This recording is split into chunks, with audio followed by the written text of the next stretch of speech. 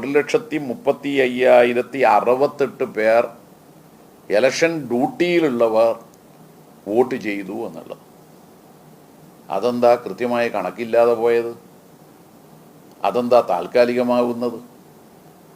അത് യഥാർത്ഥത്തിൽ ഇലക്ഷൻ അധികൃതരുടെ കയ്യിൽ കൃത്യമായ കണക്ക് വേണമല്ലോ.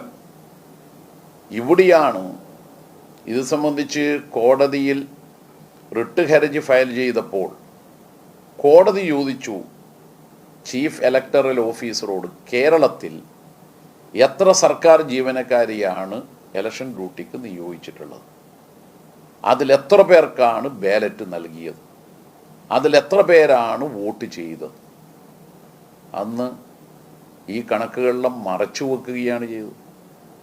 അതുകൊണ്ട് വോട്ടെണ്ണുന്നതിന് മുമ്പ് തങ്ങളുടെ ജനാധിപത്യ അവകാശം വിനിയോഗിക്കാൻ വേണ്ടിയുള്ള അവസരം ഈ ജീവനക്കാർക്കും അനുബന്ധ ജോലികളിൽ ഏർപ്പെട്ടവർക്കും ഇലക്ഷൻ കമ്മീഷൻ അവസരമൊരുക്കി കൊടുക്കണം എന്നതാണ് പറയാനുള്ളത്.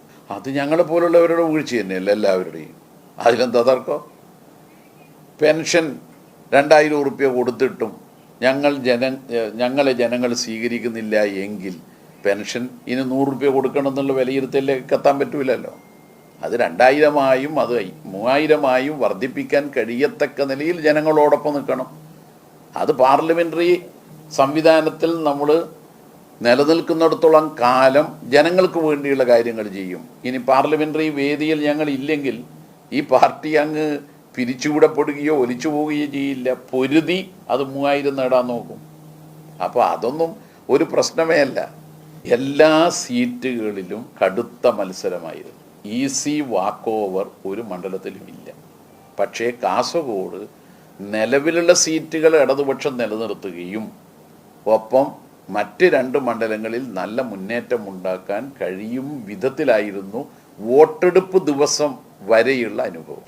ഞാൻ അന്നേ പറഞ്ഞല്ലോ, മുഖ്യമന്ത്രിയായാലും ശരി മറ്റേതെങ്കിലും സ്ഥാനാർത്ഥിയായാലും ശരി തെരഞ്ഞെടുപ്പിൽ ഈസി വാക്ക് ഓവർ ഒന്നൊന്നില്ല. അത് അഹങ്കാരമാണ്.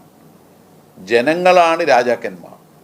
അതുകൊണ്ട് ജാഗ്രതയോടുകൂടിയുള്ള പ്രവർത്തനമാണ് ധർമ്മടത്തടക്കം നടത്തിയത്. ഒരു പിഴവും ഉണ്ടാകാത്ത വിധമുള്ള പ്രവർത്തനം സംഘടിപ്പിക്കാനാണ് പരിശ്രമിച്ചത്.